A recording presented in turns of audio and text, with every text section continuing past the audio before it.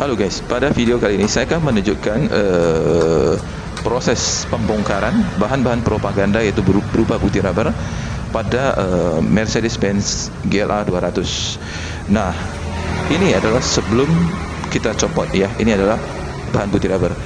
Nah, kita lihat itu pasangnya hanya di roll ya. Jadi seperti tempel koyo aja ya. Lihat berantakan sekali. Jadi sangat tidak rapi. Potongannya kelihatan jelas sekali. Jadi ini tidak perlu skill. Nah, kita lihat sudah ada yang kelupas itu. Nah, ini, dan menurut pengakuan beliau ini adalah beliau ini mobilnya itu sudah kena berkali-kali ya, kena bahan propaganda, bukan hanya Mercy ini saja.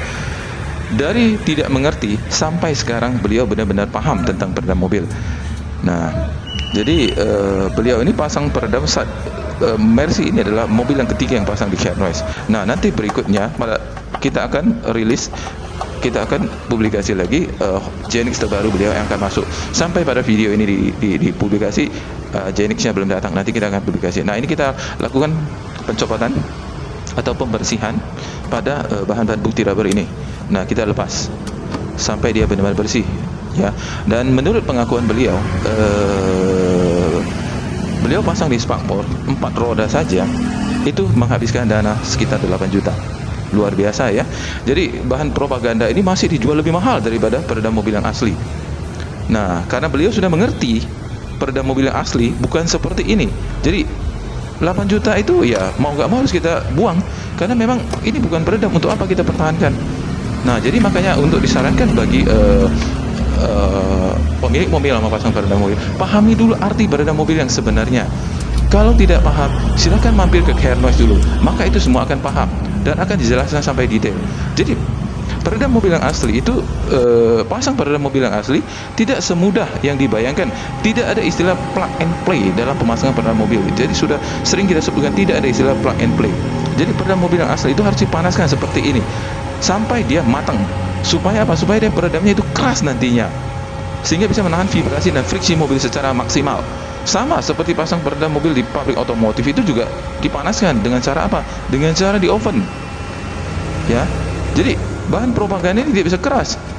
Bahan propaganda ini terutama putih rubber itu adalah lem sebenarnya yang dilapisin aluminum foil kemudian propagandakan sebagai peredam, karena masangnya gampang, tinggal di roll, tidak perlu skill ya. Jangan pernah bilang putih rubber itu peredam mobil. Nah, ini adalah setelah yang jadi. Lihat perbandingannya, perbedaannya jauh sekali. Ini sangat rapi sekali. Dan ini adalah visir yang 4 mili tebalnya. Dan ini semua bergaransi seumur hidup. Nah, sama dengan pabrik otomotif itu, kalau pasang peredam ya dipanaskan dengan cara di oven. Tidak ada istilah plug and play ya, ditempel, di roll, atau digulung-gulung, dimasukkan dalam kabin, atau dikasih lem. Tidak semudah itu ya pasang peredam ya. Jadi pasang peredam mobil yang asli itu harus dipanaskan sampai peredamnya matang. Itu baru benar.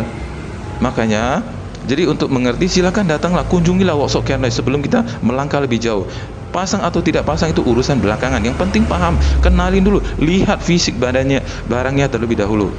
Nanti akan paham sendiri. Nah, ini adalah kap mesin Mitsubishi, kap mesin Mercedes GLA 200. Kita lihat ya. Di kap mesin ini rapi sekali.